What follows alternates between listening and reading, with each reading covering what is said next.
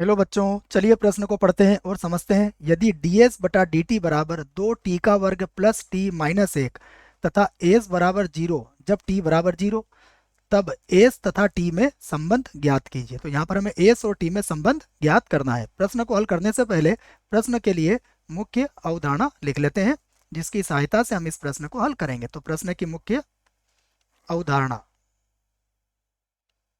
मुख्य अवधारणा में हम प्रश्न से संबंधित समाकलन ज्ञात करने का एक सूत्र लिखेंगे। तो सूत्र को लिखने से पहले मैं मुख्य अवधारणा में थोड़ा सा ठीक कर लेता हूं इसे। मुख्य अवधारणा, अब ठीक लग रहा है। अब हम एक सूत्र लिखेंगे जिसका प्रयोग इस प्रश्न में किया जाएगा। समाकलन x की घातांक n dx, इसका जो समाकलन होता है वह होता है x की घातांक n प्लस एक और बटा n प्लस एक और प्लस c, जहां n जो है कभी भी माइनस एक के बराबर नहीं होता है। आइए प्रश्न को लिखते हैं। तो प्रश्न में हमें जो समीकरण दिए उसे लिख लेते हैं। तो अब क्या दिया है हमें, दी गई समीकरण ये हमारे पास है डी एस बटा डी टी बराबर है 2t का वर्ग प्लस टी और माइनस एक। यहाँ से डी टी को हम बराबर के इधर ले आएंगे, तो डी एस बराबर होगा 2t का वर्ग प्लस का टी और माइनस का एक, और यहाँ पर आ जाएगा डी टी। अब हम इसके दोनों पक्षों का समाकलन कर देते हैं। तो यहाँ पर लिख देता हूं मैं दोनों पक्षों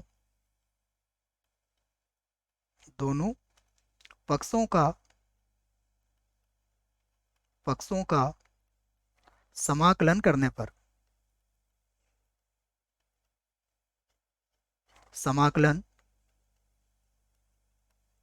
करने पर ये हमने लिख दिया कि दोनों पक्षों का अब हम समाकलन करेंगे। तो दोनों पक्षों का समाकलन कर देते हैं। तो समाकलन करने पर हम यहाँ पर मिलेगा समाकलन ds, यहाँ पर होगा समाकलन 2t का वर्ग प्लस है t और माइनस एक, और यहाँ पर आ जाएगा dt। तो जब हम इसका समाकलन करेंगे तो इसमें कुछ नहीं है, मतलब इसका समाकलन हो जाएगा एक s, मतलब s लिख सकते हैं इसको, बराबर इसका समाकलन करेंगे तो ये होगा 2t की घातांक 2 प्लस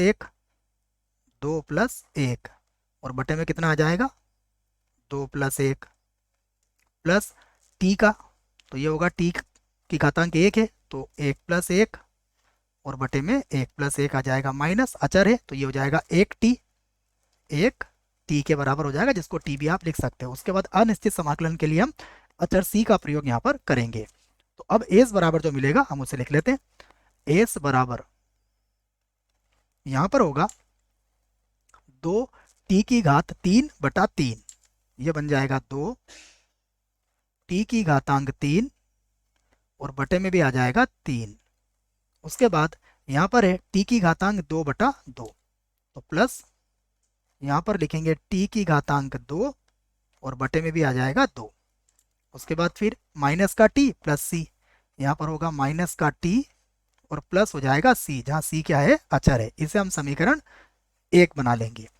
अब हमें क्या दिया है, देखो हमें कुछ मान दिया जिससे हम c का मान ज्ञात करेंगे। तो यदि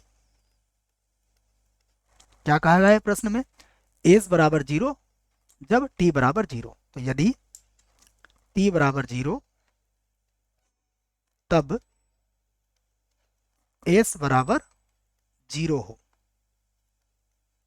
ये कहा गया हमसे। तो देखो यहाँ पर हम क्या करेंगे, अब s का मान 0 और t का मान भी 0 रख लेंगे, तो हमें क्या मिलेगा वो देख लेते हैं। ये होगा 0 बराबर, ये 0 की घातांक 3 ये भी 0 हो जाएगा, प्लस 0 का वर्ग बटा 2 ये भी 0 हो जाएगा। उसके बाद -0 प्लस सी, अर्थात सी का मान कितना आया, सी का मान भी दोस्तों 0 ही आया है। अब हम समीकरण 1 में यह मान रख देते हैं। तो इसी बात को हम लिख देते हैं समीकरण 1 से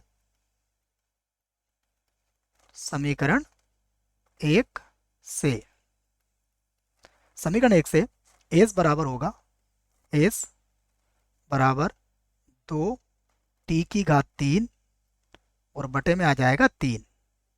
उसके बाद प्लस t की घात 2 बटा 2, और माइनस का टी और सी का मान 0 लिखने की कोई आवश्यकता नहीं है। तो यही जो है संबंध है एस और टी में, यही हमारे प्रश्न का उत्तर होगा। आशा करता हूँ आपको इस प्रश्न का उत्तर समझ में आया होगा। धन्यवाद।